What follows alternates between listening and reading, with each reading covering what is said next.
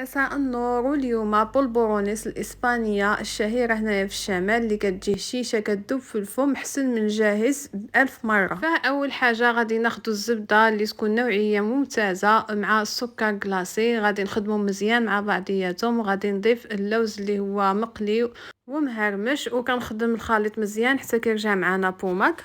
كنضيف راس معلقه ديال القرفه والطحين اللي هو محمر، وكنخدم الخليط ديالي مزيان مزيان. ونقطة مهمة بالنسبة للخليط، كيبقى معنا مرمل كما كتشوفوا، ولكن ملي كنجمعو كيتجمع في اليد ديالي هكذا القوام ديالو كيجي صافي. كناخد واحد ورق الطبخ، كنعمل عليه شوية ديال العجين، وكنحاول نجمعو بديك الورق الطبخ نيت على هاد الشكل هذا، وكنعوطو.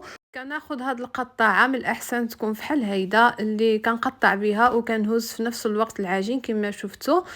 صافي كنعملوه في الصينية ضروري على ورق الزبدة، كندخلو يطيبو، ما كتفوتش معنا واحد 4 ساعات حتى كتكون طابت، لأن كل شيء عندنا طايب. الطحين اللوز عندنا مقلي.